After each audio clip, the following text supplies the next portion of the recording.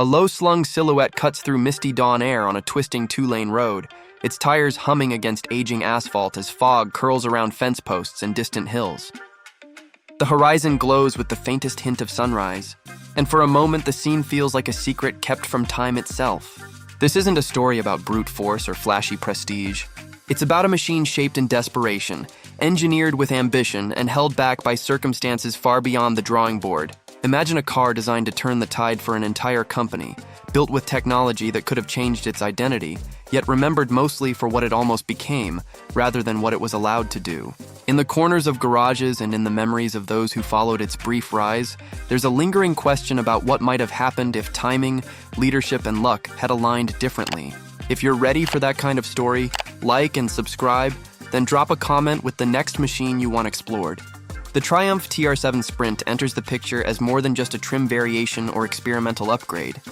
It represents a moment when an iconic manufacturer tried to reinvent its future, rather than simply preserve its past. In an automotive landscape reshaped by fuel crises, regulatory pressure, and economic instability, the company behind the TR7 Sprint looked at its wedge-shaped coupe and saw an opportunity to reclaim performance credibility. The basic TR7 had already drawn mixed reactions for its styling and modest power, and introducing a more advanced engine became a calculated gamble, one that was supposed to balance heritage with modernization.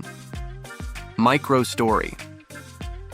The first spark of reinvention emerged in engineering departments where a 16-valve head, adapted from existing technology, was envisioned as the missing piece to restore excitement. Designers and test teams believed that pairing lighter weight with higher output would give the coupe something its detractors couldn't dismiss. The TR7 Sprint was not about chasing supercar numbers, but about creating a balanced, nimble, forward-looking evolution. The internal mood briefly flickered from defensive to optimistic as prototypes began circulating through testing loops. Micro story. The concept of upgrading the drivetrain aligned with rally ambitions that were quietly taking shape. Success in motorsport had historically acted as a sales multiplier for the brand, and engineers knew that a more potent engine could open doors to homologation. Even with budget restraints, they carved out time to measure torque curves and stress test new heads on existing blocks. The TR7 Sprint became less of a side project and more of a strategic lever waiting to be pulled if corporate decision-makers chose to roll the dice. Context digest. At the corporate level, leadership wrestled with market expectations that seemed to shift monthly. One faction argued for safer, cost-conscious models, while another fought to give enthusiasts something to believe in again. The TR7 Sprint walked a precarious line. Its upgrades promised excitement, but demanded investments that accountants hesitated to approve. Dealers, sensing opportunity, whispered about the potential glow such a model could cast across showrooms starved for buzz. Microstory. Early test drives hinted that the TR7 Sprint could carve corners with newfound confidence. Reviews from internal staff praised the engine's willingness to rev and its broader power band, especially compared to the base model's limitations. There was talk of subtle suspension tweaks and drivetrain refinements to help the added horsepower feel natural rather than forced. Word traveled in small circles, mechanics, testers, and a few product planners trading impressions in makeshift offices or over hurried lunches. Context digest. Yet outside the gates, the world offered little breathing room. Labor unrest, currency fluctuations, and tightening emissions standards created a moving target for every development timeline. The TR7 Sprint existed in that tension, where promise and uncertainty collided daily. Some within the organization believed that launching it could signal resilience to both domestic and export markets. Reflection bridge.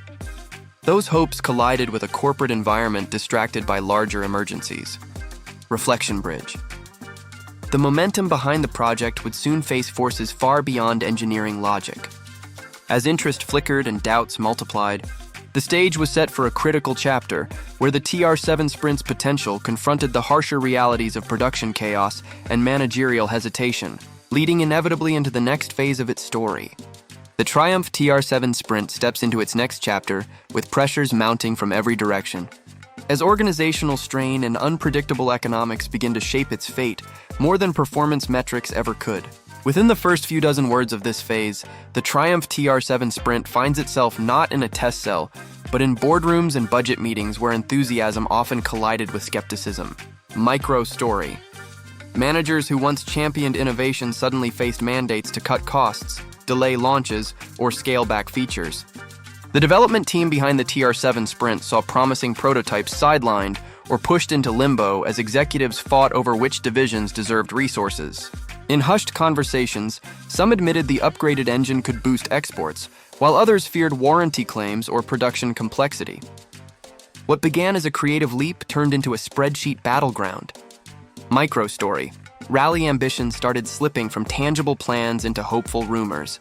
Without firm backing, homologation efforts struggled to gain traction, and logistics teams wrestled with parts sourcing across factories already stretched thin.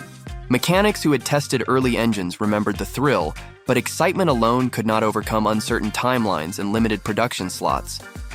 The TR7 Sprint risked becoming a symbol of what might have been, rather than a catalyst for change. Context digest.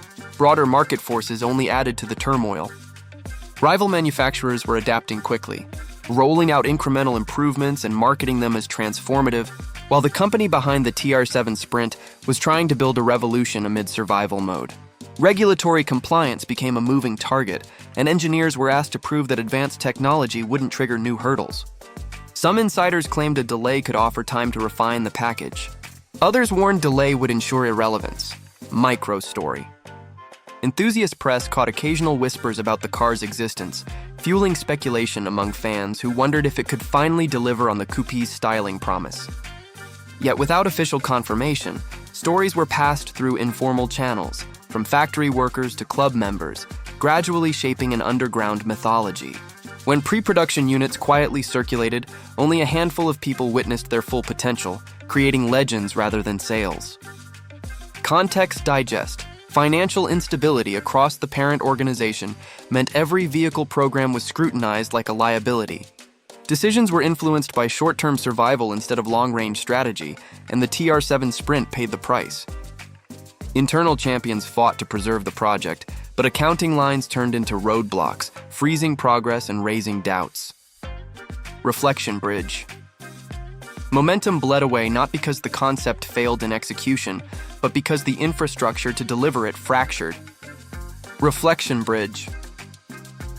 As the window of opportunity narrowed, the world began to move on, setting up the final movement of a story where promise slowly transforms into legacy. With tension between aspiration and abandonment sharpening, the narrative of the TR7 Sprint moves toward its reckoning in the next stage. The Triumph TR7 Sprint enters its final phase as a machine defined less by its specifications and more by the gap between intent and outcome.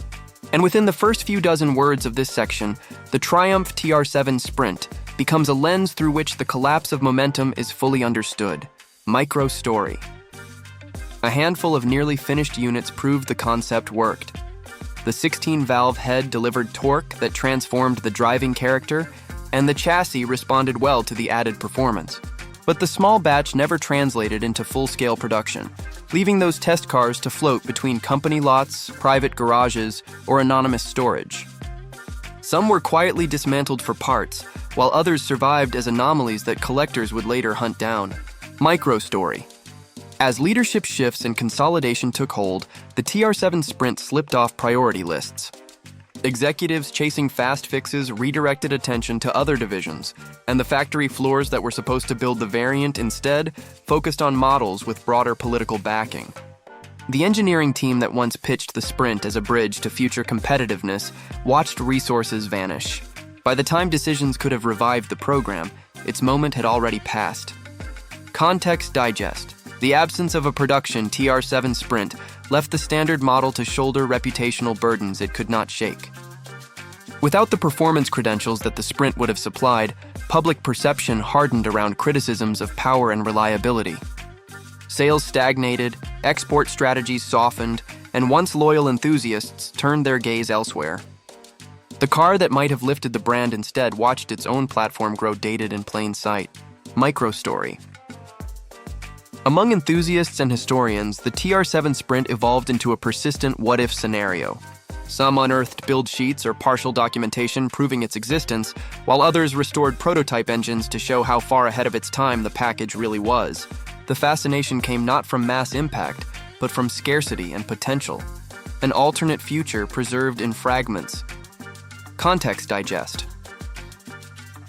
As the parent organization struggled to survive mergers, restructuring, and the erosion of confidence, the TR-7 Sprint became collateral damage in a larger saga of industrial retreat. In hindsight, the variant represents how narrow the margin for reinvention had become. Even a well-conceived solution could not overcome systemic instability. Reflection bridge. The legacy of the TR-7 Sprint is rooted in the silence of what never reached showrooms. Reflection bridge. What remains is a story shaped by ambition, delay, and the quiet endurance of memory rather than commercial success, laying the groundwork for a closing perspective that ties its unfinished journey to the broader landscape it left behind. The Triumph TR-7 Sprint begins its legacy chapter not in dealership brochures, but in the memories of those who recognize how close it came to changing a brand's trajectory. Looking back, the story reveals a machine designed to be more than a stopgap solution. It was intended as a performance statement that could realign public perception and inject credibility into a struggling lineup. Instead, scattered prototypes and incomplete records turned the TR-7 Sprint into a riddle that only enthusiasts and historians bothered to solve. For an American audience, understanding this missed opportunity means looking at how timing, economics, and organizational friction can override even the most promising ideas. Ownership realities in the United States would have presented unique challenges and advantages had the car reached showrooms. A 16-valve sports coupe arriving when emissions rules and fuel costs dominated conversation could have positioned itself as a forward-looking compromise. Not muscle-bound, yet not underwhelming. Drivers accustomed to domestic power plants might have been skeptical at first, but a lightweight chassis with advanced breathing and improved gearing could have carved out its own niche. That potential never materialized, leaving American buyers with a version that hinted at flair but felt restrained in execution. Enthusiasts today who track down surviving TR-7 Sprint prototypes or recreated builds face a blend of detective work, mechanical dedication, and community networking. Parts compatibility is both a blessing and a challenge. The underlying platform allows adaptation, but the specific components used in the intended production models were never widely manufactured.